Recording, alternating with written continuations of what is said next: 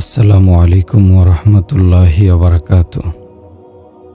প্রিয় পরিণতি চ্যানেলের বন্ধুরা, আশা করি আল্লাহ পাকের অশেষ মেহেরবানিতে আপনারা সকলে ভালো আছেন। আল্লাহ তাআলা বলেন, ইলামু, শোনো বান্দা আমার কথা মনোযোগ দিয়ে শোনো। আন্নামাল হায়াতুদ দুনিয়া, দুনিয়ার এই ক্ষণস্থায়ী জীবন, লাইবুন, এক ধরনের খেলা, লাহবুন, এক ধরনের তামাশা। আপনি 10-12 জন শিশু যখন খেলাধুলা করে তাদের গিয়ে জিজ্ঞেস করবেন, কি করছো তোমরা? দেখবেন তারা উত্তর দেবে, খেলছি। একে তারা কাজ বলে উল্লেখ করেনি। দুনিয়ার হায়াতটাও এক ধরনের খেলা, একে অর্থবহ করতে হবে। আমরা বাজার থেকে এসেছি, দেখলাম সেখানে সবাই আপন আপন কাজে ব্যস্ত। কেউ পুরি ভাজছে, কেউ লাচ্ছি বানাচ্ছে, কেউ কাঁচা সবজির উপর পানি ছিটাচ্ছে, কেউ দোকান পরিষ্কার করছে, কেউ আবার দোকানদারি শুরু করে দিয়েছে। আমরা তো এদের ব্যাপারে মন্তব্য করি, এরা সবাই কাজ করছে, কর্মে ব্যস্ত আছে। কিন্তু আল্লাহ তাআলা বলেন, যদি আমার দৃষ্টিতে দেখো তবে এরা কাজকর্ম নয়, সবাই খেলতামাশায় মত্ত আছে, খেলা করছে। যেমনটা ছোট বাচ্চারা প্লাস্টিকের তৈরি গাড়ি, প্লেন ইত্যাদি দিয়ে খেলা করলে আমরা তাকে খেলাই বলি, কাজ বলি না। আরেকটা হলো তামাশা। তামাশা কি জিনিস আপনি দেখে থাকবেন। হয়তো এক সাপুরে ডুগডুগি বাজাচ্ছে, আমাদের মতোই 2-4 জন ব্যক্তি তার আশপাশে জড়ো হয়ে যাচ্ছে। সাপুরে বলছে, এখনই আমার বাক্স থেকে সাপ বের হবে, সাপকে আমি আপনাদের সামনেই এটা করে ফেলবো, ওটা করে ফেলবো। বোতল থেকে জিন বের হয়ে আসবে, আরও কত কি। মূলত এরা এসব ভেলকিবাজি দেখায় মানুষকে বোকা বানানোর জন্য। আর মানুষও নির্বোধের মতো দাঁড়িয়ে দাঁড়িয়ে সেসব দেখতে থাকে। কিন্তু বুদ্ধিমান লোকেরা বলে, দেখো সাপুরে তামাশা দেখাচ্ছে। এমনইভাবে আল্লাহ তাআলা বলেন, তোমাদের নারীরা মনে করে আমরা ঘরের কাজকর্ম করছি, পুরুষরা মনে করে আমরা বাইরের কাজকর্ম করছি। কিন্তু তোমাদের রব বলছেন, এসব হচ্ছে তামাশা। ছোট্ট শিশুর খেলনার গাড়িটি যখন ভেঙে যায় তখন সে ভীষণ মর্মাহত হয়, দুঃখ প্রকাশ করতে গিয়ে হাউমাউ করে কাঁদতে থাকে। মা সান্ত্বনা দিয়ে বলেন, কিছুই হয়নি খোকা, এটা তো খেলনার জিনিস, ভেঙে গেছে তো কি হয়েছে? আম্মু তোমাকে বাজার থেকে আরো ভালো খেলনা এনে দেব, কেঁদো না বাছা। কিন্তু শিশুর মন তাতে সান্ত্বনা পায় না, সে আরো জোরে কাঁদতে থাকে। আল্লাহ তাআলাও আমাদেরকে এই কথাই বলছেন, বান্দারা আমার, তোমরা এই মিথ্যা দুনিয়ার জন্য এত আফসোস করছো, এ তো আখেরাতের তুলনায় কিছুই না। আখেরাতের সুখের তুলনায় দুনিয়ার সুখ তো কিছুই না। আল্লাহ তাআলা এই উম্মতের বয়োবৃদ্ধদেরকে অনেক সম্মান ও মর্যাদা দান করেছেন। এরা যখন বাঁকা কোমর নিয়ে আল্লাহর সন্তুষ্টির জন্য কোমর উঠায় তখন আল্লাহর আরশ পর্যন্ত কেঁপে ওঠে, আগত আযাব আকাশে উঠে যায়। এরা যখন 15 ঊর্ধ্ব বয়সের হয়ে যায় তাদের জন্য হিসাব নিকাশ সহজ করে দেয়া হয়। 60 বছর পূর্ণ হলে তাদেরকে আল্লাহর সান্নিধ্যে আসার তৌফিক নসিব হয়। আল্লাহ বলেন, তুমি আমার কাছে আসার খুব নিকটবর্তী হয়ে গেছো। এই দুনিয়ার মোহ ত্যাগ করো, এখন আর দোকানে নয় মসজিদে অবস্থান করো। 60 বছরের বৃদ্ধ দুর্বল হয়ে গেছো তুমি, আমার কাছে ফিরে এসো, আমি তোমাকে আশ্রয় দেব। আর 70 বছরের বৃদ্ধের প্রতি আল্লাহর কি দয়া হবে জানেন? আল্লাহু আকবার। তিনি ঘোষণা করেন, আমিও আমার ফেরেশতা তাকে ভালোবাসি, হে লোক সকল তোমরাও তাকে ভালোবাসো। মুসলমান অবস্থায় তার দাড়ি সাদা হয়ে গেছে। এরপর যখন বৃদ্ধির বয়স 80-র কোটায় পা দেয় তখন আল্লাহ তাআলা বলেন, 80 বছরের মুসলমান বৃদ্ধকে জাহান্নামের শাস্তি দিতে আমার লজ্জা লাগে। এই বৃদ্ধ দুর্বল অসহায়কে আমি কিভাবে শাস্তি দেব? বাস, এরপর থেকে তার শুধু নেকিগুলোই লিপিবদ্ধ করবে। সে এখন শিশুর মতো। সুবহানাল্লাহ। হযরত আব্দুল্লাহ ইবনে হুযায়ফাকে বন্দী করা হলো। এরপর তাকে ভয় দেখানো হলো যে খ্রিস্টান হয়ে যাও, নতুবা কঠিন শাস্তি দেয়া হবে। তিনি বললেন না। এরপর লোভ দেখানো হলো, খ্রিস্টান হয়ে যাও, অনেক কিছু পাবে। তিনি উত্তর দিলেন না। এরপর সবচেয়ে জঘন্য কৌশল খাটিয়ে ফাঁদে ফেলার চেষ্টা করা হলো। রাসূলের এই সাহাবী তরুণ ও প্রাণবন্ত স্বভাবের ছিলেন। রসে ভরা কথা ও হাসি সবসময় মুখে লেগেই থাকত। তিনি কখনো কখনো স্বয়ং রাসূলুল্লাহ সাল্লাল্লাহু আলাইহি সাল্লামকেও হাসাতেন। একবার কেউ এসে অভিযোগ করল, ইয়া রাসূলুল্লাহ, আব্দুল্লাহ খুব বেশি রসিকতা করে, সবাইকে শুধু হাসায়। উত্তরে তিনি ইরশাদ করলেন, দাউ ফাইন্নাহু ইউহিব্বুল্লাহু ওয়া রাসূলাহ। থাক, কিছু বলো না, সে আল্লাহ ও তার রাসূলকে ভালোবাসে। সেই আব্দুল্লাহ ইবনে হুযায়ফা এক অগ্নি পরীক্ষার মুখোমুখি হলেন। খ্রিস্টানরা তাদের চক্রান্তের শেষ আঘাত হানল। একটি সুন্দরী যুবতী সহ তাকে একটি কামরায় বন্দী করে রাখা হলো। আগে থেকেই শূকরের গোশত ও উন্নত মানের মদ সেখানে রাখা ছিল। যুবতী মেয়েটিকে আদেশ করা হয়েছিল যে কোনো কৌশলই হোক তাকে ব্যভিচারে লিপ্ত করতেই হবে। মুসলমান যখন নারীর ফাঁদে পড়বে তখন তার ঈমান ধ্বংস হয়ে যাবে। 3 দিন 3 রাত পর্যন্ত মেয়েটি তার সব কৌশল প্রয়োগ করেও ব্যর্থ হলো। সে তো সাহাবীর চোখই খুলতে পারেনি। প্রথমে দেখবে, তারপর জেনার ইচ্ছা জাগবে, কিন্তু সে তো চোখই খোলেনি। এই অসাধারণ অগ্নি পরীক্ষায় সাহাবী কিভাবে উত্তীর্ণ হলেন? কারণ তার মধ্যে কোরআন জিন্দা ছিল। তিনি আমাদের মতো ইলমে তাফসিরও পড়েননি, না সেকালে তাফসিরের কিতাব রচিত হয়েছিল।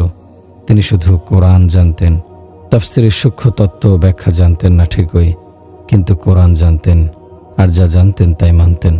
সাহাবাদের অবস্থা ছিল এমন যে আমাদের নবীজি এমন করতে বলেছেন, ঠিক আছে, করে ফেললাম।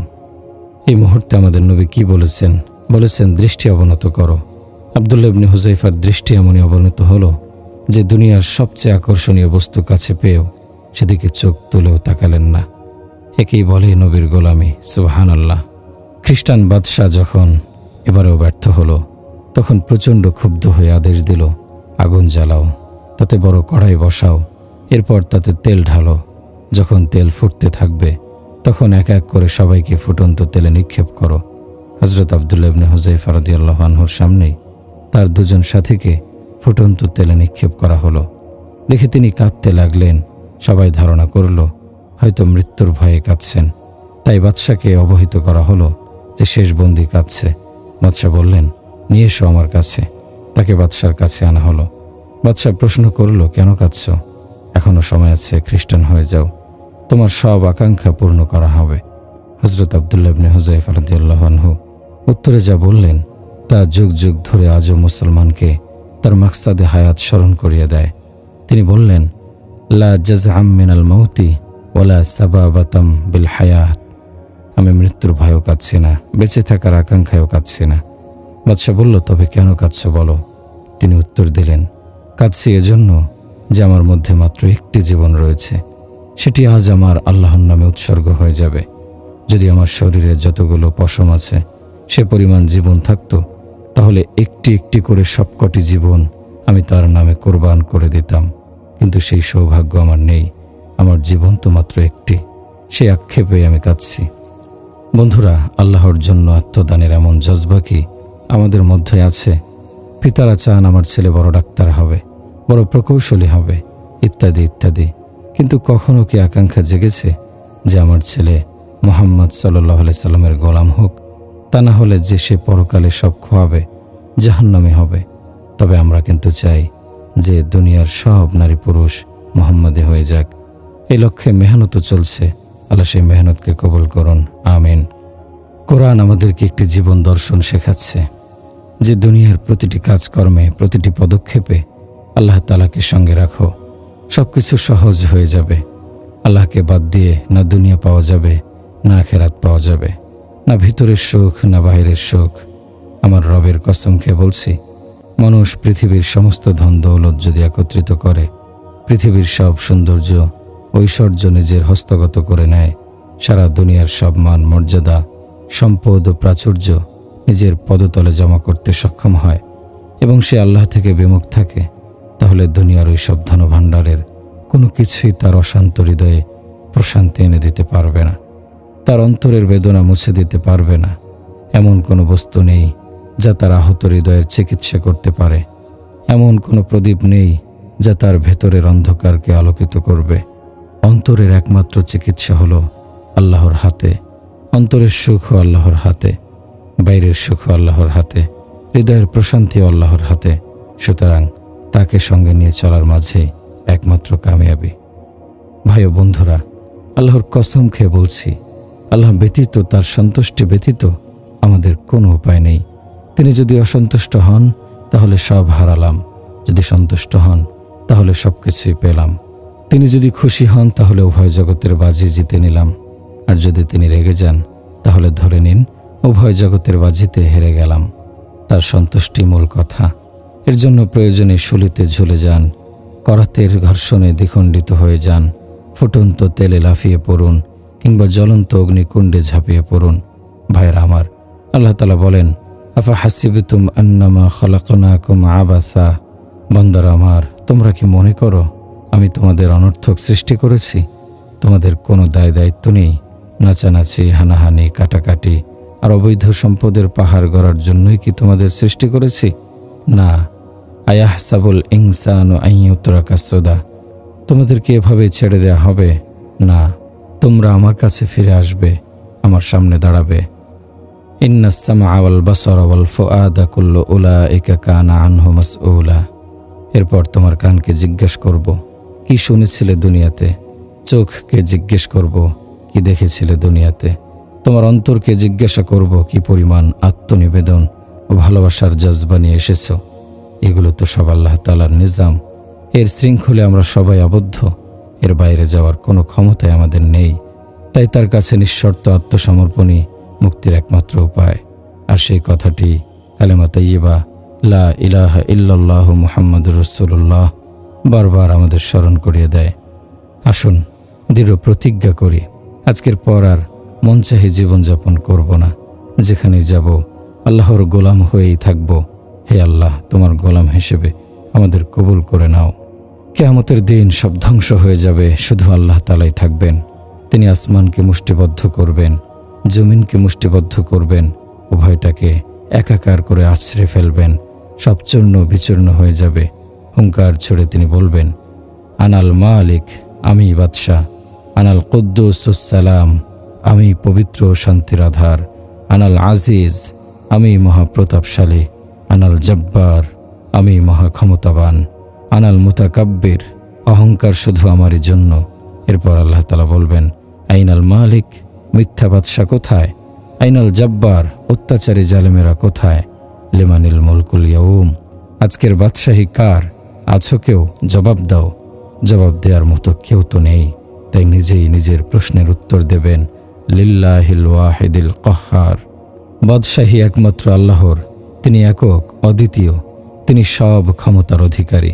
তার সঙ্গে কেউ লড়তে পারবে না, মোকাবেলায় আসতে পারবে না। তার শাস্তি থেকে কেউ পালাতেও পারবে না, তার বিরুদ্ধে কেউ সাহায্যকারীও থাকবে না। কিয়ামতের দিন আল্লাহ তাআলা যে মামলাটি বিচারের জন্য সামনে আনবেন তা হলো হত্যা মামলা। হযরত আদম আলাইহিস সালামের দুই পুত্র হাবিল ও কাবিলের হত্যাকাণ্ডের বিচারই হবে হাশরের ময়দানে আল্লাহর আদালতে উত্থাপিত প্রথম বিচার। হাবিল কাবিল উভয় আল্লাহর দরবারে এমনভাবে উপস্থিত হবে যে হাবিলের কর্তৃত মাথা কাবিলের হাতে হবে এবং হাবিল কাবিলের গলা ধরে থাকবে, কারণ কাবিলই তাকে হত্যা করেছিল। হাবিল আল্লাহর দরবারে নালিশ করবে, হে আল্লাহ, জিজ্ঞাসা করুন সে কেন আমাকে হত্যা করেছিল। এরপর কাবিলকে প্রশ্ন করা হবে, কেন হাবিলকে তুমি হত্যা করেছিলে? এমনইভাবে পৃথিবীর সর্বপ্রথম হত্যাকাণ্ডের বিচার কার্যক্রম শুরু হবে। এভাবেই ধারাবাহিকভাবে কাবিল থেকে শুরু করে আজ পর্যন্ত যত লোক হত্যা করেছে এবং ভবিষ্যতে যত লোক হত্যা করবে সবাইকে বিচারের মুখোমুখি দাঁড় করানো হবে। প্রত্যেক নিহত ব্যক্তির কর্তৃত মস্তক হত্যাকারী জালেমের হাতে ঝুলিয়ে দেওয়া হবে। এই হত্যাকাণ্ড যেভাবেই হোক, তরবারি দিয়ে হোক কিংবা শূলিতে চড়িয়ে, প্রস্তর আঘাতে হোক কিংবা শ্বাসরুদ্ধ করে, বিষপান করিয়ে হোক কিংবা ফাঁসির কাষ্ঠে ঝুলিয়ে, জীবিত দফন করে হোক কিংবা অসময়ে গর্ভপাত করিয়ে, সর্বাবস্থায় প্রশ্ন করা হবে। ওয়া ইজাল মাউউদাতু সুইলাত বিআইয়ি যামবিন কুতিলাত, কি অপরাধে তুমি তাকে হত্যা করেছ? সুতরাং উৎকৃষ্ট মুসলমান সেই যার হাত ও মুখ হতে অন্য মুসলমান নিরাপদ থাকে। এক হাদিসে এসেছে, এক মহিলার ইবাদতের পরিমাণ অনেক বেশি ছিল, কিন্তু আচার আচরণ ভালো ছিল না। নবীজি ইরশাদ করলেন সে জাহান্নামে যাবে। অন্য মহিলার ব্যাপারে উল্লেখ করা হলো, তার ইবাদতের পুঁজি তেমন নেই, কিন্তু আচার আচরণ খুবই অমায়িক। রাসূলুল্লাহ সাল্লাল্লাহু আলাইহি সাল্লাম ইরশাদ করলেন সে জান্নাতে যাবে। বোঝা গেল উত্তম চরিত্র মুমিনের অলংকার। যারা আল্লাহ তাআলাকে ভুলে গিয়ে তার বিধিনিষেধগুলোকে পেছনে ফেলে মনচাহি জীবনযাপন করবে, তাদের ব্যাপারে আল্লাহ তাআলা অত্যন্ত ভয়ানক শাস্তির ঘোষণা দিয়েছেন। পবিত্র কোরআনে ইরশাদ হচ্ছে, ওমান আ'রাদা আন যিকরি ফাইন্না লাহু মাঈশাতান দানকা ওয়া নাহশুরুহু ইয়াওমাল কিয়ামাতি আ'মা ক্বালা রাব্বি লিমা হাশারতানি আ'মা ওয়া ক্বাদ কুনতু বাসীরা ক্বালা কাযালিকা আতাতকা আয়াতুনা ফানাসিতাহা ওয়া কাযালিকাল ইয়াওমা তুনসা। যে আমার স্মরণ থেকে মুখ ফিরিয়ে চলবে, আমি তার জীবনকে সংকীর্ণ করে দেব। বিচার দিবসে তাকে অন্ধ করে উঠাবো। সে বলবে, হে আমার রব, আমি অন্ধ কেন? আমার দৃষ্টিশক্তি তো ঠিক ছিল। আল্লাহ বলবেন, আমার কোরআন থেকে মুখ ফিরিয়ে নিয়েছিলে, তাই আজ আমিও তোমার থেকে মুখ ফিরিয়ে নিলাম। এখানে সংকীর্ণতা দ্বারা জীবিকা বা অর্থ সংকট উদ্দেশ্য নয়, বরং মাঈশাতাং দাঙ্কা, তার জীবনকেই সংকীর্ণ করে দেব। তার বুক ভারী হয়ে যাবে। তার আঁচল কখনো খাঁটি গোলাপের স্পর্শ পাবে না। কাগজের ফুলকে গোলাপ মনে করে শুকতে থাকবে। মরুভূমিকে পুষ্পোদ্যান মনে করে নিজের অন্তরকে ধোঁকা দেবে। জীবনের প্রকৃত গন্তব্যে সে কখনো পৌঁছতে পারবে না। জীবনের সুখ, তৃপ্তি ও প্রশান্তি কখনো তার নসিব হবে না। আল্লাহর সন্তুষ্টি অসন্তুষ্টিকে উপেক্ষা করে মনের সকল ইচ্ছা পূরণ করাকে যে জীবনের সার্থকতা মনে করবে, তাকে আল্লাহ সামান্য পরিমাণ দুনিয়া দিয়ে দেবেন, কিন্তু আখেরাতে তার জন্য কিছুই থাকবে না। ওমা লাহু ফিল আখিরাতি মিন নাসিব, পরকালে তাকে শুধু বঞ্চিতই করা হবে না, জাহান্নামে নিক্ষেপ করা হবে। আল্লাহ অত্যন্ত ক্ষমতাধর, প্রতাপশালী ও শক্তিমান। তার সামনে একদিন আমাদের সবাইকে দাঁড়াতে হবে। সারা জীবনের সব আমলনামা নিয়ে তার সম্মুখে হাজির হতে হবে। এ থেকে পালানোর কোনো উপায় নেই। আল্লাহ বলেন, ওয়ালাকাদ জিতুমুনা ফুরাদা, কিয়ামতের দিন তোমরা আমার কাছে আসবে একা একা, পৃথক পৃথক। কামা খালাকনাকুম আউওয়ালা মাররা, যেভাবে তোমরা দুনিয়াতে একা একা এসেছিলে, আবার তা ত্যাগও করেছিলে একা একা। সে দিনটি এতই ভয়াবহ হবে। মা অপরিচিত হয়ে যাবে, স্ত্রী অচেনা হয়ে যাবে, পাছে কোনো নেকি দেয়া লাগে সন্তানরা সঙ্গ ছেড়ে দেবে, বন্ধুরা চোখ ফিরিয়ে নেবে। সেদিন শত্রুর মতো আপনজন পর হয়ে যাবে। বিস্ময়ের সীমা থাকবে না যখন নিজের অঙ্গ প্রত্যঙ্গই নিজের বিরুদ্ধে সাক্ষ্য দেবে। হাত বলবে, আমি অত্যাচার করেছি। পা বলবে, আমি অমুক স্থানে অন্যায় কাজে অংশগ্রহণের জন্য গিয়েছি। চোখ বলবে, আমি হারাম জিনিস দেখেছি। পেট বলবে, আমি হারাম লোকমা খেয়েছি। এই দেহের প্রতিটি অঙ্গ প্রত্যঙ্গ আমার বিরুদ্ধে অভিযোগ করবে। পরিস্থিতির ভয়াবহতা দেখে সেদিন অপরাধীরা ফরিয়াদ করবে, ইয়াওয়াদ্দুল মুজরিমু লাউ ইফতাদি মিন আযাবি ইয়াউমিইযিন বিবানি, আমার সন্তানদের জাহান্নামে নিক্ষেপ করুন। ওয়া সাহিবাতিহি ওয়া আখি, আমার স্ত্রীকে নিক্ষেপ করুন, আমার ভাইকে নিক্ষেপ করুন। আফাসিলাতিহি আল্লাতী তুবি, আমার 14 গোষ্ঠীকে নিক্ষেপ করুন, তবু আমাকে বাঁচান। যদি তাও কবুল না করেন, তবে অমান ফিল আরদি জামিআন সুম্মা ইউনজি, প্রয়োজনে সারা পৃথিবীর সব মানুষকে জাহান্নামে নিক্ষেপ করুন, তবু আমাকে বাঁচান, আমাকে মুক্তি দিন। আল্লাহ বলবেন, কাল্লা, কখনো নয়, এমন হওয়ারও নয়, হবেও না। নবী করিম সাল্লাল্লাহু আলাইহি ওয়াসাল্লাম ইরশাদ করেন, আল্লাহ তাআলার সন্তুষ্টি অর্জনে জীবন দেয়া নাফরমান হয়ে জীবিত থাকার চেয়ে অনেক উত্তম। সুতরাং ক্ষমতার পেছনে ছুটলে যদি আল্লাহ অসন্তুষ্টি হন, তাহলে ক্ষমতার লোভ ছেড়ে দাও। অবৈধ সম্পদ সঞ্চয়ে যদি সৃষ্টিকর্তা অসন্তুষ্ট হন, তাহলে এমন সম্পদ থেকে মুখ ফিরিয়ে নাও। বন্ধুরা, আল্লাহর সন্তুষ্টি অর্জনকেই জীবনের একমাত্র তাপস্য বানিয়ে নাও। আল্লাহ যদি রাজি হয়ে যান, তাহলে সব কিছুই পেয়ে যাবে।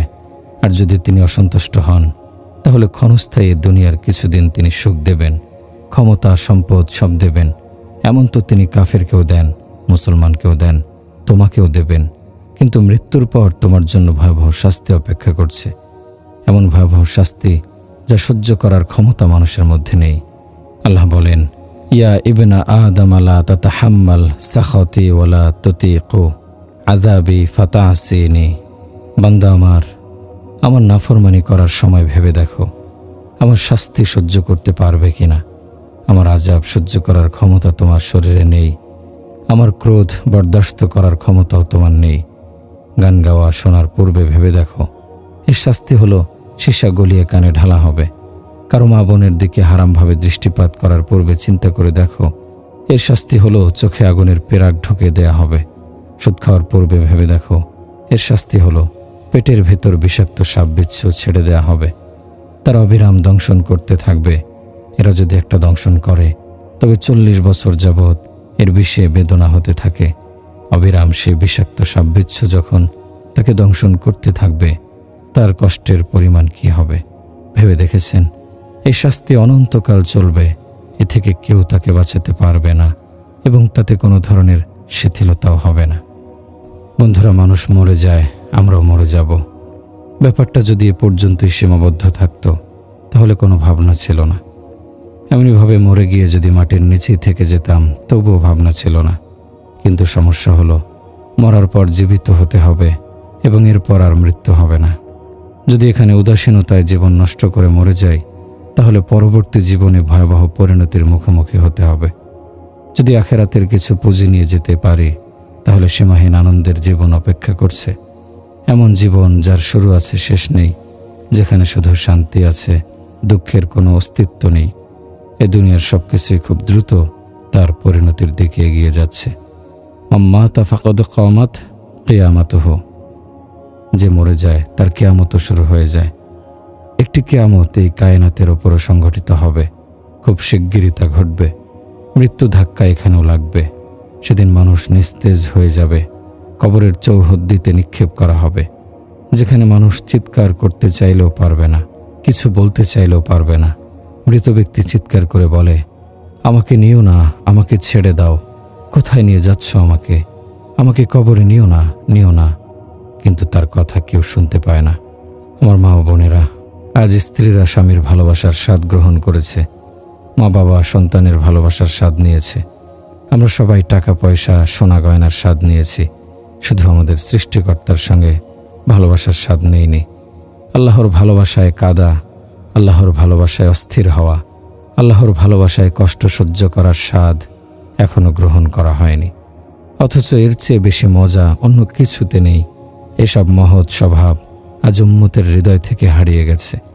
সবার অন্তর্জগৎ বিলীন হয়ে গেছে, চোখে আলো থাকলেও হৃদয় অন্ধ হয়ে গেছে। বাহিরটা সাদা পরিপাটি মনে হলেও ভেতরটা হয়ে গেছে কালো শ্রীহীন। আমার মা বোনেরা, সকল নবী আলাইহিমুসসালামের একটাই কাজ ছিল, জানমাল উৎসর্গ করে জীবনের বাজি লাগিয়ে তারা মানব জাতির মধ্যে ঈমানের চেরাগ জ্বালিয়েছিল, বিশ্বাসের আলো ছড়িয়েছিল, আল্লাহর মুহাব্বত ও ভালোবাসা দিয়ে হৃদয় রাজ্যকে আবাদ করেছিল, তার ভালোবাসায় সিজদাবনত হয়ে কাঁদতে শিখিয়েছিল, মখলুক থেকে বিচ্ছিন্ন করে খালিকের খাঁটি প্রেমিক বানিয়ে দিয়েছিল। হায় আফসোস, ক্রিকেটে আমরা হেরে গেছি, আমার দেশের দল হেরে গেছে, তাই আমার দুঃখ হচ্ছে। কয়েকদিন পূর্বে আমি বিষয়টি নিয়ে খুব কেঁদেছি। আগামী দিনের ঐতিহাসিক ও লেখকরা লিখবে, মুসলমানরা ক্রিকেটের জন্য দুঃখ করেছে।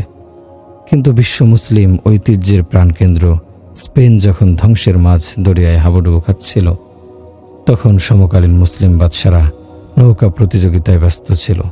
স্পেনের আর্তনাদ তাদের হৃদয় স্পর্শ করতে পারেনি। তারা ঘোড়া দৌড়ের প্রতিযোগিতায়, উট দৌড়ের প্রতিযোগিতায়, কুস্তিগিরির প্রতিযোগিতায় নিমগ্ন ছিল।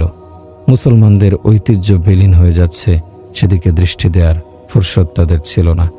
এর জন্য তাদের দুঃখ হয়নি। তুর্কিস্তানে মুসলিম নিধন চলছিল। চেঙ্গিস খান নিরপরাধ মুসলমানদের রক্ত নিয়ে আনন্দ খেলায় মেতে উঠেছিল। রক্তের বন্যায় ভেসে যাচ্ছিল গোটা তুর্কিস্তান। লাশের ছিন্ন মস্তক দিয়ে উঁচু মিনার নির্মিত হচ্ছিল। মুসলমানদের এমন চরম মুহূর্তেও বাগদাদের মুসলিম শাহজাদারা তখন কবুতর উড়ানোর প্রতিযোগিতায় বিভোর। কুস্তিগির পালোয়ানদের তখন শক্তি মহড়া চলছিল। নৌকা প্রতিযোগিতায়, ঘোড়া প্রতিযোগিতায় কে জিতেছে কে হেরেছে তাই নিয়ে হানাহানিতে লিপ্ত। চেঙ্গিসের মহাপ্লাবন চতুর্দিক থেকে তাদের ঘিরে নিয়েছে, অথচ তারা তখন খেলায় মগ্ন। হায় আফসোস, সেকালে কবুতরবাজি, ঘোড়াবাজি আর নৌকাবাজিতে মানুষ খুশি হতো, অথবা দুঃখ পেত। আর আজকের লোকেরাও ক্রিকেট নিয়ে খুশি হয় কিংবা দুঃখ পায়। অধপতনের গভীর খাদে পড়ে যাওয়া এ মুসলিম জাতিকে কি এজন্য সৃষ্টি করা হয়েছিল? আমি কোথা থেকে অশ্রু আনব, কার কাছে ফরিয়াদ করব?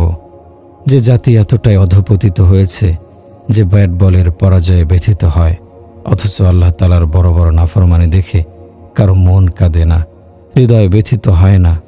যখন মানুষের মধ্যে আল্লাহ বিমুখতা ও খোদাদ্রোহিতা দেখেও তাদের চোখে পানি এলো না, তাদের ভাবান্তর হলো না। নামাজের সময় মসজিদ খালি পড়ে আছে আর তারা বাইরে গল্প করছে, বাবা মা অসুস্থ ছটফট করছে, অথচ সন্তান নাচ গানে ব্যস্ত সময় পার করছে। বাবা অসুস্থ, বাইরে যেতে পারছে না, ভাবছেন হয়তো ছেলেটা একটু এগিয়ে এসে সাহায্য করবে, কিন্তু ছেলের সে সময় নেই। টেলিভিশনের সামনে থেকে ওঠা সম্ভব নয়। ক্রিকেট ম্যাচ চলছে অথবা গানের অনুষ্ঠান চলছে, আমাদের অনুভূতি এতটাই তলিয়ে গেছে যে কারো কথায়ও মন গলে না, কারো উপদেশে হৃদয় জাগে না। ভাইরা আমার, আমরা দুনিয়ার ছোট ছোট সমস্যাকে বড় বড় সমস্যা মনে করে বসে আছি। সব সমস্যার মধ্যে মৃত্যুও তো একটি জটিল সমস্যা। মৃত্যুর পর কি হবে তা কি ভেবে দেখেছি? সেখানের সমস্যাগুলোর সমাধানের কি প্রস্তুতি নিয়েছি? কবরে সবাইকে একাই থাকতে হবে, মাটির বিছানায় শুতে হবে। আজ বিছানার চাদর পুরাতন হলে নতুন চাদর এসে যায়, কিন্তু বিছানা যখন মাটির হবে তখন কেমন লাগবে ভেবে কি দেখেছি? যখন বাল্ব, ইলেকট্রনিক বাতি ফিউজ হয়ে যায়, নতুন বাল্ব লেগে যায়, কিন্তু অন্ধকার কবরের কথা কি ভেবে দেখেছেন? সেখানে তো কোনো বাল্ব পাওয়া যাবে না। দুনিয়ার কেউ সামনে উপস্থিত না থাকলে তাকে ডাকার জন্য কলিং বেল থাকে। কলিং বেল টিপলেই খাদেম চলে আসে। কবরের মধ্যে তো কেউ কারো কাজে আসবে না।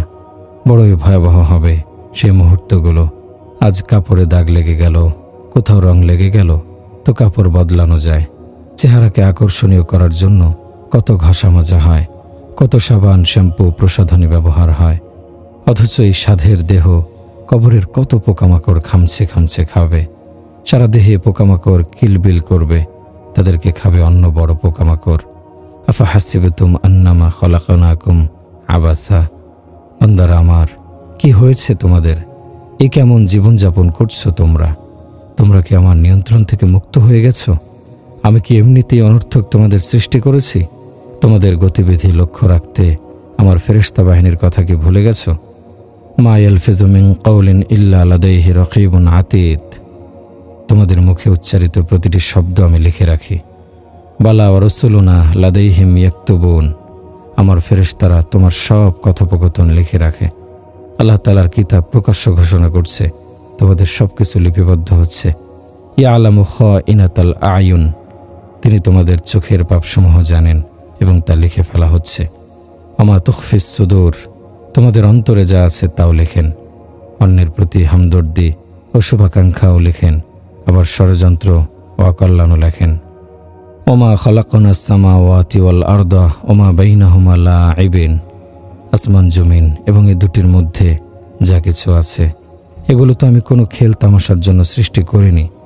লাউ আরাদনা আন নাত্তাখিযা লাহওয়ান লাত্তাখাযনাহু মিন লাদুন্না। যদি খেল তামাশার উদ্দেশ্য হতো তবে আমার নিকটই বানাতাম, কিন্তু তোমাদেরকে সেজন্য সৃষ্টি করা হয়নি। তোমাদের সৃষ্টি করেছি আমার বন্দেগী করে, আমার সন্তুষ্টি অর্জনের জন্য। কবর, হাসর, মিজান, ফুলসিরাতে চিরস্থায়ী মুক্তির পরোয়ানা নিয়ে আমার কাছে আসার জন্য। আমাদের নামাজগুলোর যে অবস্থা, তাতে আখেরাতে পার পাওয়া যাবে কিনা আল্লাহই ভালো জানেন। নামাজগুলো সুন্দর করার একটি সহজ উপায় আমি বলছি। প্রথমত, আমরা সবাই যে কোরআনের একটি ছোট্ট সূরা কুল হুয়াল্লাহু আহাদ এর সঙ্গে চুক্তি করেছি যে আমরা প্রত্যেক রাকাতে তোমাকেই পড়ব, অর্থাৎ প্রত্যেক রাকাতে কুল হুয়াল্লাহু আহাদ সূরাটি পড়ব। আজ থেকে সেই চুক্তি ভঙ্গ করতে হবে। সর্বনিম্ন 4টি সূরার সঙ্গে এই চুক্তি করা যেতে পারে, এর কমে নয়। অন্তত 4টি সূরা মুখস্থ করে নিন, যেন প্রতি রাকাতে ভিন্ন ভিন্ন সূরা তেলাওয়াত করা যায়। একই সূরা প্রত্যেক রাকাতে তেলাওয়াত করাকে উলামায়ে কেরাম মাকরুহ লিখেছেন। কেউ কেউ তো এমনও আছেন যারা দোয়ায়ে কুনুতের স্থলে কুল হুয়াল্লাহু আহাদ পাঠ করেন। আরে ভাই, কেমন কথা? দোয়ার স্থলে সূরা কেন? দোয়ায়ে কুনুতের স্থলে দোয়ায়ে কুনুতই পড়ো। যদি দোয়ায়ে কুনুত পড়া হয় তাহলে ওয়াজিব আদায় হবে। কুল হুয়াল্লাহু আহাদ পড়লে ওয়াজিব আদায় হবে না, বরং সেটা বেতেরের নামাজে থাকবে না। এজন্য দোয়ায়ে কুনুত মুখস্থ করতে হবে। যতদিন পর্যন্ত মুখস্থ না হবে ততদিন রব্বানা আতিনা ফিদ দুনিয়া হাসানাতাও ওয়া ফিল আখিরাতি হাসানাতাও ওয়া কিনা আযাবান্নার পড়া যেতে পারে, কিন্তু কুল হুয়াল্লাহু আহাদ পড়ার কথা তো কিতাবে নেই। তো প্রথমত আমরা নামাজের সূরাগুলো বদলে বদলে পড়ব। দ্বিতীয়ত, রুকুতে গিয়ে সুবহানা রাব্বিয়াল আযীম 3 বারের সঙ্গে আরও 2 বার যোগ করে মোট 5 বার তাসবিহ পাঠ করি। এমন যেন না হয় যে ধীরে ধীরে 3 বারে যে সময় লাগে সেই সময়ের মধ্যে দ্রুত তাসবিহ পাঠ করবেন, এতে তেমন উপকারিতা নেই। বরং ধীরে ধীরে থেমে থেমে 5 বার তাসবিহ পাঠ করুন। যখন রুকু হতে উঠবেন তখন সামি আল্লাহু লিমান হামিদা এবং রব্বানা লাকাল হামদ এসব তাসবিহ ধীরে সুস্থে থেমে থেমে পাঠ করবেন। আমাদের অধিকাংশের অবস্থা এই যে রব্বানা লাকাল হামদ সিজদায় গিয়ে শেষ হয় এবং এরপর আল্লাহু আকবার বলে সিজদা করি। এমন যেন না হয়। রব্বানা লাকাল হামদ দাঁড়িয়ে বলতে হবে, তারপর সিজদার জন্য ঝুঁকবেন। হযরত ইমাম গাজ্জালী রহমতুল্লাহি আলাইহি হতে বর্ণিত বর্ণনাটির সনদ সম্পর্কে আমার কিছুই জানা নেই, তবে এটি ইমাম গাজ্জালী রহমতুল্লাহি আলাইহি সংকলিত কোনো কিতাবে পড়েছি। তা হলো আল্লাহ তাআলার সঙ্গে যেই প্রথম সাক্ষাৎ হবে তার প্রায় 8 লাখ বছর যাবৎ দীর্ঘায়িত হবে। দেখবে তো দেখতেই থাকবে, আপন রবকে দেখবে, কি মধুময় হবে সে সাক্ষাৎ। আরে প্রিয়তমাকে মানুষ দেখে দেখে রাত পার করে দেয়, তবুও স্বাদ মেটে না। এ তো মুহাম্মদ সাল্লাল্লাহু আলাইহি সাল্লামের রবের সঙ্গে সাক্ষাৎ। এর মুগ্ধতা ও মাদকতা কি বলে শেষ করা যাবে? শুধু কি তাই, তিনি ইব্রাহিমের রব, মুসার রব, খলিলুল্লাহর রব, ইউসুফের রব, যাকে দেখে মিশরের শাহী রমণীরা ফল কাটার পরিবর্তে হাত কেটে ফেলেছিল। সেই রূপবান ইউসুফের রবের রূপ কেমন হবে ভেবে দেখেছেন? দোকানের পেছনে সারাটি জীবন কাটিয়ে দিয়েছেন।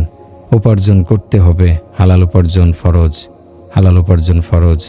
আরে ভাই, প্রকৃত রবের সঙ্গে সাক্ষাতের যোগ্যতা অর্জন করা আরও বড় ফরজ। কল্পনা করুন তো, আল্লাহ যখন তার দিদারে আপনাকে ধন্য করে হাসতে হাসতে সামনে এসে বলবেন, কি হে বান্দা আমার, কেমন আছো তুমি? তখন আনন্দের পরিমাণটা কি হবে? প্রেম ভালোবাসায় হোঁচট যে খেয়েছে সেই ভালোভাবে জানবে। আমার তো এ বিষয়ে অভিজ্ঞতা নেই, হাদিসের ভাষ্যে পড়েছি, তাই আপনাদের শুনিয়ে দিচ্ছি। এরপর আল্লাহ তাআলা জান্নাতি হুরদের সঙ্গীত পরিবেশন করতে বলবেন। তারা মুগ্ধ করা সুরে গান গাইতে শুরু করবে। আল্লাহ তাআলা বলবেন, এমন সুরের গান কখনো শুনেছ? বান্দা, কখনোই না হে আল্লাহ। আল্লাহ বলবেন, হে দাউদ, তুমিও শোনাও। পয়গম্বর দাউদ আলাইহিস সালামকে উদ্দেশ্য করে বলা হবে। হযরত দাউদ আলাইহিস সালাম তেলাওয়াত করে শোনাবেন। বড়ই মধুর হবে সে তেলাওয়াত। আল্লাহ জিজ্ঞাসা করবেন, এমন তেলাওয়াত কখনো শুনেছ? বান্দা বলবে, কখনোই না হে আল্লাহ। আল্লাহ বলবেন, হে আমার প্রিয় হাবিব, আপনি শোনান। হযরত মুহাম্মদ সাল্লাল্লাহু আলাইহি সাল্লামকে সম্বোধন করে বলবেন। তখন নবীজি কোরআনের তেলাওয়াত শোনাবেন। অসাধারণ হবে সে তেলাওয়াত। আল্লাহ তাআলা পুনরায় প্রশ্ন করবেন, শুনেছ এমন তেলাওয়াত কখনো? বান্দা বলবে, কখনোই না হে আল্লাহ। এরপর আল্লাহ তাআলা বলবেন, এবার আমার কালাম শোনো। আমার মতো কালাম তোমরা কখনো শোনোনি। সবাই অপলক নেত্রে বিমুগ্ধ চিত্তে তার দিকে তাকিয়ে থাকবে। তিনি নিজের পাক কালাম নিজেই শোনাবেন, নিজ কণ্ঠে শোনাবেন। সবাই মন্ত্রমুগ্ধের মতো তা শুনতে থাকবে, শুধু শুনতেই থাকবে। হযরত মুআজ আদবিয়াহ রহমতুল্লাহি আলাইহা একজন তাবেঈ আল্লাহভীরু নেককার রমণী ছিলেন। যখন রাত ঘনিয়ে আসত তখন বলতেন, হে মুআজ, আজকের রাতই তোমার জীবনের শেষ রাত। আগামী দিনের সূর্য হয়তো তুমি দেখতে পারবে না, সুতরাং শেষ মুহূর্তে কিছু আমল করে নাও, এটাই সুবর্ণ সুযোগ। নিজের মনকে নিজেই সম্বোধন করে এ কথাগুলো তিনি বলতেন। এরপর দীর্ঘ রাত পর্যন্ত বেনিদ্র ইবাদতে মশগুল থাকতেন। শরীর ক্লান্ত হয়ে গেলে নামাজের মুসল্লায় উপর হয়ে পড়ে থাকতেন। মধ্যরাতে যখন ঘুম ভেঙে যেত তখন পুনরায় ওযু বানিয়ে নামাজে দাঁড়িয়ে যেতেন। এভাবেই কেটে যায় তার জীবনের দীর্ঘ একটি সময়। মুআজা, আজকের রাতই তোমার জীবনের শেষ রাত। আগামী দিনের সূর্য হয়তো তুমি দেখবে না, তাই শেষ মুহূর্তে কিছু আমল করে নাও, এটাই সুবর্ণ সুযোগ। এরপর শুরু হতো বিনিদ্র ইবাদত। সারা রাত এভাবেই কেটে যেত। যখন তার মৃত্যুর সময় ঘনিয়ে এলো তখন তিনি সবাইকে হতবাক করে একবার কেঁদে উঠলেন, আবার হেসে উঠলেন। পাশে বসা নারীরা প্রশ্ন করল, কি ব্যাপার, তুমি একবার কেঁদে উঠলে আবার যে হেসে উঠলে? মুআজা উত্তর দিলেন, কেঁদেছিলাম এজন্য যে আজকের পর আর নামাজ পড়তে পারবো না। আল্লাহর সন্তুষ্টির জন্য নামাজ, রোজা, দান, সাদাকা সব বন্ধ হয়ে যাবে, তাই মনটা খারাপ হয়েছিল, কান্নাও এলো। আর হেসেছিলাম এজন্য যে তোমরা তো জানোই আমার স্বামী সালহা ইবনে আসিয়াম তুর্কিস্তানের জিহাদে শহীদ হয়েছেন। মর্যাদাও কম নয়, সাহাবাদের ছাত্র তাবেঈ। দেখলাম তিনি আমার সামনে দাঁড়িয়ে আছেন। বললেন, এখনো কি করছিস, তাড়াতাড়ি আয়, আমি তোকে নেয়ার জন্য এসেছি। এ দৃশ্য দেখে মনটা আনন্দে ভরে গেল। তাই হাসলাম যে আল্লাহ তাআলা তার সঙ্গে আমার পুনরায় বন্ধন জুড়ে দিলেন। তোমরাও দেখো না, ওই যে তিনি আঙিনায় দাঁড়িয়ে আছেন, আমাকে ডাকছেন, কই মুআজা, বেরিয়ে এসো, আমি তোমাকে নেয়ার জন্য এসেছি। এর কিছুক্ষণ পরই মুআজা রহমতুল্লাহি আলাইহা তার কাঙ্ক্ষিত গন্তব্যে চলে গেলেন। বন্ধুরা আমার, আমরাও কি সর্বদা আল্লাহর স্মরণ দিয়ে অন্তরকে তাজা রাখতে পারি না? আল্লাহ আমাদের তৌফিক দান করুন, আমিন।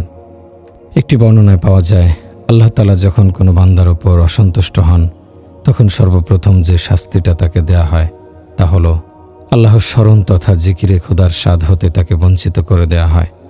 সে আল্লাহর নাম নেবে কিন্তু তাতে কোনো স্বাদ অনুভব করবে না। আমাদের একসাথে ছিল, তার মুখের স্বাদ নষ্ট হয়ে গিয়েছিল। মানুষের মস্তিষ্কে দুটি সূক্ষ্ম রগ আছে, যেগুলোর সঙ্গে জিহ্বার সংযোগ রয়েছে। সেই রগ দুটি নির্দেশনা দেয় যে মুখে কি মিষ্টি খাবার পড়েছে না লবণাক্ত, তিক্ত না ঝাল, গরম না ঠান্ডা। যদি রগ দুটির সাপ্লাই বন্ধ হয়ে যায় তাহলে জিহ্বা অকেজ হয়ে যায়।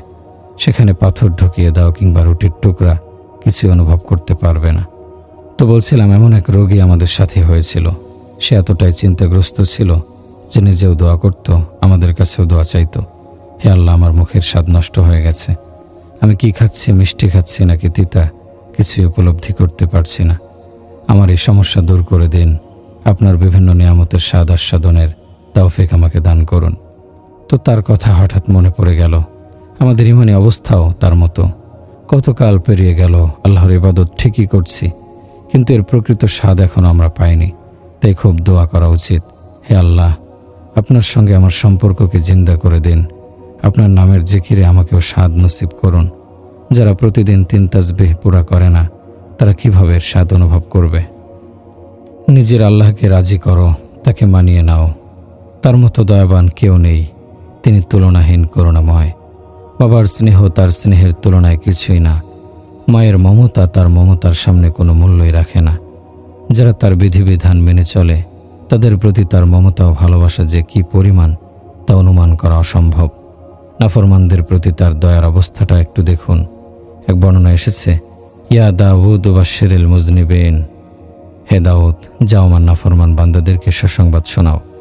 যারা হিম্মত হারিয়ে ফেলেছে, জাহান্নামের ভয়ে আশাহত হয়ে পড়ে আছে, যারা ভাবছে এত পাপ আমরা করেছি যা তাওবা তো নয়, মহা তাওবা করলেও ক্ষমা হবে না, যাও তাদেরকে আমার ক্ষমার সুসংবাদ দাও।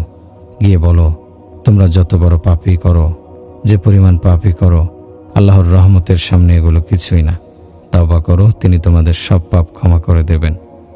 তো প্রথমে তাওবা করতে হবে, তারপরে দেখবে আল্লাহ তাআলা কত দয়ালু, কত ক্ষমাশীল। কিন্তু অত্যন্ত ব্যথিত হই যখন দেখি কেউ কেউ খুব ফুর্তি করছে, আগে বেড়ে নাফরমানি করছে, আর মুখে বলছে আল্লাহ বড় দয়ালু, আল্লাহ বড়ই ক্ষমাশীল। ছি, এ কেমন নির্লজ্জতার কথা!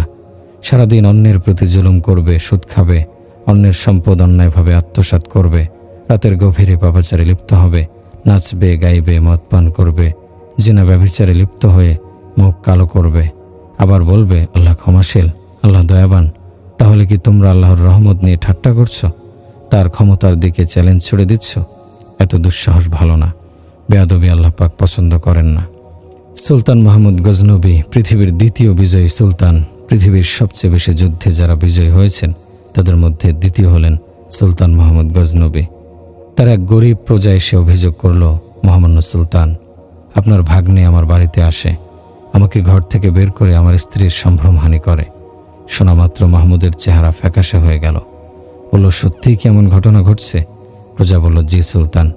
সুলতান বলল, এবার যদি আসে সঙ্গে সঙ্গে আমাকে সংবাদ দেবে। প্রহরীদের আদেশ দিলেন, এই লোকটি যখনই আসবে সঙ্গে সঙ্গে আমাকে অবহিত করবে, এক মুহূর্ত যেন দেরি না হয়। তৃতীয় রাত সেই বদমাশটি আবার এলো।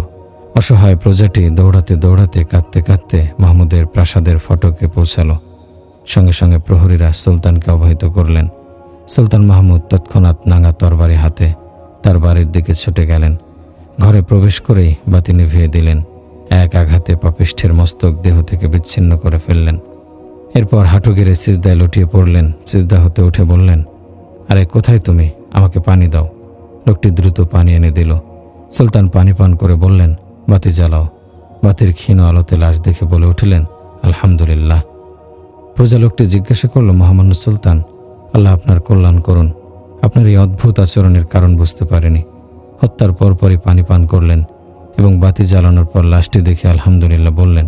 সুলতান বলল, যেদিন তুমি এসেছিলে সেদিন থেকেই কসম খেয়েছিলাম, যতক্ষণ পর্যন্ত তোমার সাহায্য করতে না পারবো ততক্ষণ পর্যন্ত কিছু খাবও না, পানও করব না। আজ 3 দিন যাবৎ উপবাস আছি, কিছুই মুখে দেইনি, তাই পানি পান করলাম। আর আলহামদুলিল্লাহ এই জন্য বলেছি যে তোমার ওপর অত্যাচারী পাপিষ্ঠ আমার ভাগ্নে নয়, আমার বংশকে কলঙ্কিত করার জন্যই সে ভাগ্নের নাম নিয়েছে, এ অন্য কেউ। দেখুন বন্ধুরা আমার, আল্লাহ তাআলাও এ কথাই বলেছেন, যখন আমি রাজি হয়ে যাই তখন এমন ভালো লোকদেরকেই শাসন ক্ষমতা দান করি যারা মানুষের ব্যথায় ব্যথিত হয়, পরের উপকারে ছুটে যায়। টাকা পয়সা এমন দানশীলদের দেই যারা গরিব মিসকিনদের জন্য খরচ করে। আল্লাহর কসম, যে হৃদয়ে আল্লাহর মহব্বত স্থান করে নিয়েছে তার সামনে আল্লাহর আরশও ছোট হয়ে যায়। আরশের মর্যাদাও এর চেয়ে বেশি হবে না যতটা আল্লাহর মহব্বত বিশিষ্ট হৃদয়ের মর্যাদা হবে। যে হৃদয় থেকে আল্লাহর মহব্বত বিদায় নিয়েছে সেটা সুয়ের ছিদ্র থেকেও বেশি সংকীর্ণ হয়ে গেছে। তাই মৃত্যুর পূর্বেই আল্লাহর সঙ্গে সখ্যতা, আন্তরিকতা ও হৃদ্যতা সৃষ্টি করে নিতে হবে। আল্লাহর কসম খেয়ে বলছি, দুনিয়ার কোনো সুন্দর চেহারা, কোনো সঙ্গীত, কোনো রঙিন পানি, কোনো পুষ্টিকর ফল, কোনো সিংহাসন, কোনো জৌলুস মানব হৃদয়কে পরিতৃপ্ত করতে পারবে না। এ তৃপ্তি একমাত্র আল্লাহ তাআলার মহব্বত দিয়ে অর্জিত হবে। কেবল তার স্মরণেই অন্তরের কালিমা দূরীভূত হয়ে আলোকিত হবে। যদি এখানে আল্লাহ না থাকেন, তার মহব্বত ভালোবাসা না থাকে, তাহলে সেই হৃদয়ে রাজ্য থাকবে বিরান, নিষ্প্রাণ, যার অন্তর আল্লাহ থেকে বিচ্ছিন্ন হয়ে গেল। যেখানে মারেফাতের আলো জ্বালালো না, সেখানে আর কোনোদিন কোনো আলোই জ্বলেনি, আর জ্বলবেও না। পৃথিবীর কোনো রূপ, জৌলুস, আড়ম্বরতা, ঐশ্বর্য সেই নিভৃত প্রদীপে আলো ফোটাতে পারে না। যদি অন্তর জগতে আল্লাহ এসে যায়, তবে এমন মর্যাদার, এমন তৃপ্তির অন্তর আর কোথাও পাওয়া যাবে না। আল্লাহ তো রহমতের আঁচল প্রসারিত করে বসে আছেন। বান্দা, আমি তোর অপেক্ষায় আছি, আমাকে ডাক, আমি এসে যাব। দুনিয়ার বাদশাদের সঙ্গে যদি সখ্যতা, ঘনিষ্ঠতা তৈরি করতে হয়, তখন কত ঝক্কি ঝামেলা টানতে হয়। আর সব বাদশার বাদশাহ আল্লাহর সঙ্গে সম্পর্ক করতে হলে শুধু দুটি শব্দ বলতে হয়, হে আল্লাহ, আমার তওবা, এখন আমি তোমার হয়ে গেলাম। উত্তরে আল্লাহ বলেন, অবশ্যই তোমাকে ক্ষমা করা হলো, আমি তো সেই কখন থেকে তোমার অপেক্ষায় আছি। ইয়া ইবনা আদামা কাম তুজাইয়িনু লিন্নাসি ফাহাল তাজাইয়াংতা লিআজলি। বান্দা আমার, তুমি দুনিয়ার কত মানুষের জন্য নিজেকে সাজিয়েছ, দুনিয়ার কত রং তুমি নিজের গায়ে মেখেছ। একবার আমার রঙে রঙিন হয়ে আমার নিকট আসো না, তোমাকে অগণিত নিয়ামত রাজিতে মালামাল করে দেব।